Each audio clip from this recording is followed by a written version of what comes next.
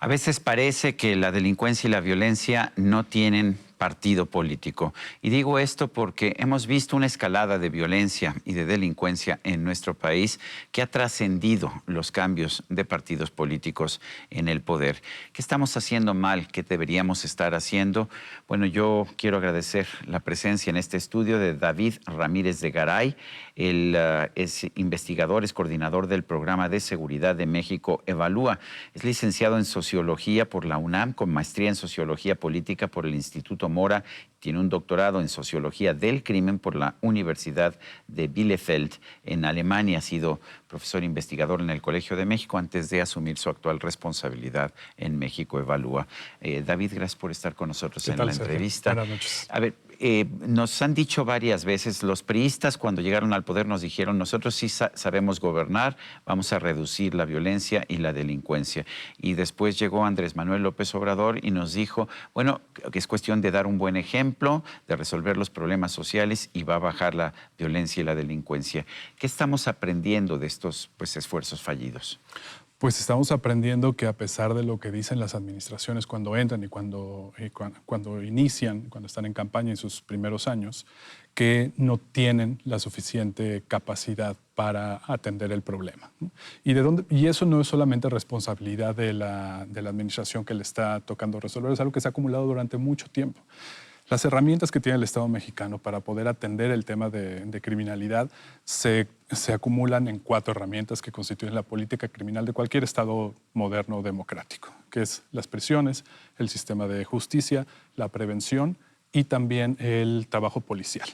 Todo esto no se crea de la noche a la mañana, tiene que ser un proceso de generación de instituciones y capacidades institucionales. ¿Y qué no hablaste de situaciones sociales o de programas sociales? Porque el presidente lo que dice es, con mis programas sociales va a desaparecer la violencia, va a desaparecer la delincuencia. Sí, la política criminal no está aparte de los programas sociales, pero no depende de los programas sociales. Si nosotros nos ponemos a revisar experiencias internacionales en donde esto ha funcionado, ¿no?, con distintos niveles de desarrollo, hay programas sociales, pero esos no son el eje, el punto de partida o la única herramienta o el protagonista de una política. Son accesorios en realidad, porque están atendiendo, y accesorios lo digo con cuidado, porque están atendiendo cosas muy importantes, ¿no? Un Estado debe de atender los problemas socioeconómicos de ciertas poblaciones que están en grandes desventajas y hay faltas de oportunidades, pero eso no quiere decir que de manera inmediata, ¿no?, o ni siquiera en el mediano o a veces ni en el largo plazo, se vaya a poder solucionar lo importante que es la probabilidad de que una persona se involucre en un comportamiento o en un patrón criminal. ¿Por qué vemos que un estado como Yucatán, que es un estado pobre, tiene índices de criminalidad y de violencia muy bajos? Y en cambio, no sé, Tamaulipas o Coahuila o Sinaloa, que tienen un mayor nivel de desarrollo, tienen en cambio estos grandes niveles de violencia y delincuencia. Bueno, una de las cosas interesantes del país es que el gran tamaño que tiene nuestro país, la gran diversidad geográfica, también impacta la diversidad de los comportamientos criminales. Es muy distinto hablar de cómo es la criminalidad en una zona del país, en una región del país, en un estado, en una zona metropolitana o en una ciudad. Varía mucho, ¿no? Por eso nosotros siempre estamos, y desde la política pública como desde el enfoque más académico criminológico, siempre partimos del punto de inicio de que hace falta diagnósticos focalizados, porque si tomamos el problema con una solución homogénea, como si todo se fuera a solucionar a partir de una sola propuesta, estamos partiendo de un presupuesto muy equivocado. En el caso de estados que han resistido, ¿no?, que no han entrado en esta dinámica de incremento del comportamiento criminal, tenemos claramente, por ejemplo, en el caso de Yucatán, tenemos claramente 2 cosas. Han invertido más en policías locales, ¿no?, tanto municipales como estatales. Los jefes de la policía, por ejemplo, de Mérida o del Estado, pero en especial Mérida, han durado mucho tiempo en su cargo, lo cual genera muchas cosas como experiencia, legitimidad, si se están haciendo bien las cosas, por supuesto, ¿no? Vínculo con sus propios elementos, ¿no? Es una institución que trabaja mucho mejor. Y además hay un punto que ha sido muy poco estudiado, más bien ha sido estudiado, pero no ha sido comunicado de la manera adecuada, que hay un involucramiento particular de las comunidades en Yucatán, ¿no?, en la toma de decisiones, en el involucramiento en la solución de los problemas. Y eso ha hecho una diferencia importante. hemos visto que el 2019 fue quizás el año con mayor número de homicidios dolosos en nuestro país. ¿Qué estamos haciendo mal y cómo son estos homicidios? ¿Qué tantos de ellos son pasionales? ¿Cuántos están vinculados con el narcotráfico, con el crimen organizado? ¿Qué sabemos? ¿Qué nos dicen las cifras que tenemos?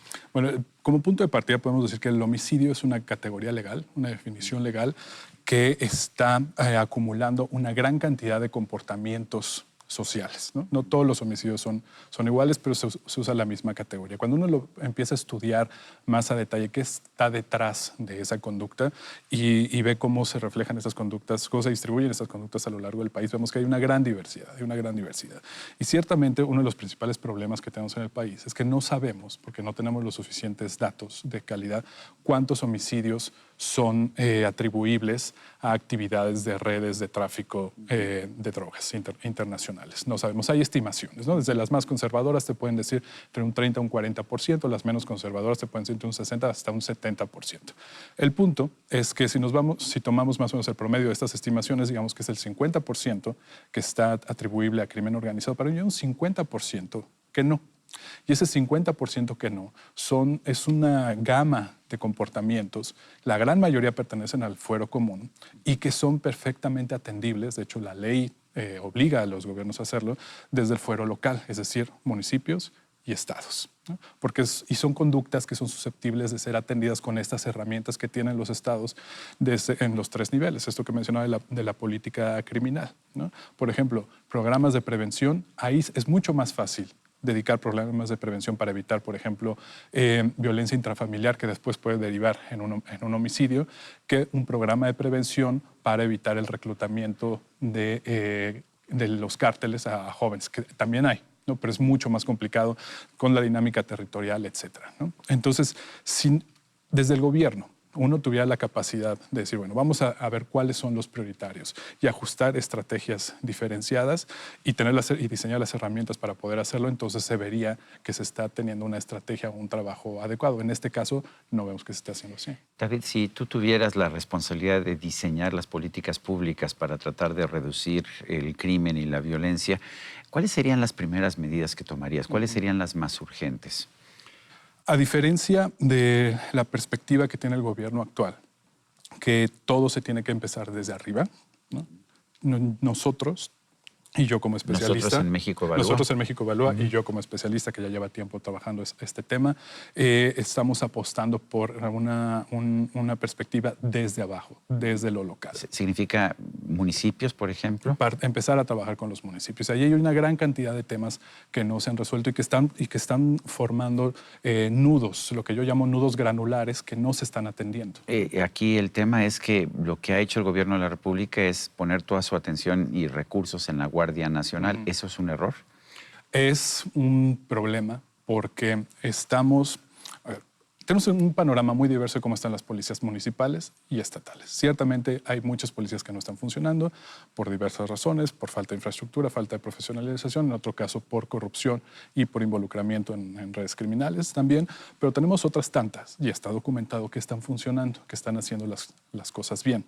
Partir del supuesto de que no necesitamos trabajar eso y que con un cuerpo de alcance nacional, cuerpo federal, ya sea Policía Federal o Guardia Nacional, vamos a poder cubrir esa vacante que están dejando las policías sin además tener mecanismos para empezar a generar las policías que necesitas para que ese cuerpo federal, sea Guardia, Policía o Policía Federal, salga y después ya haya una policía que sea responsable de su lugar. Entonces es difícil. Entonces, nosotros nos proponemos trabajar desde lo local en los distintos ámbitos de la política criminal. Que ya tenemos, alguien me decía que teníamos como 300,000 efectivos en policías municipales.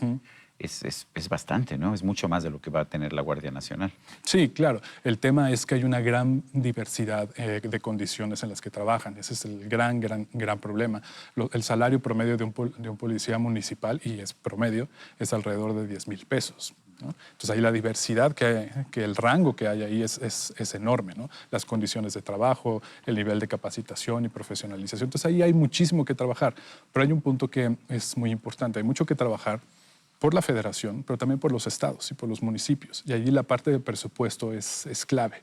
Hay un nudo que ha sido muy difícil primero de visualizar, de debatir y después de encontrar soluciones, porque ya están involucrados muchas dinámicas que se han acarreado, que se han construido durante años, que es el tema del financiamiento. ¿Cómo vamos a financiar la política pública de seguridad? Entendiendo por ella policías, prevención, justicia y prisiones. ¿Quién es el responsable? Y allí el tema es un tema de corresponsabilidad, pero que tiene una parte muy importante en lo local. Y lo cierto es que municipios y estados tienen unas grandes deficiencias en cuanto a sus capacidades recaudatorias para financiar a las policías. Dependen enormemente de lo que los gobiernos federales les den vía subsidios.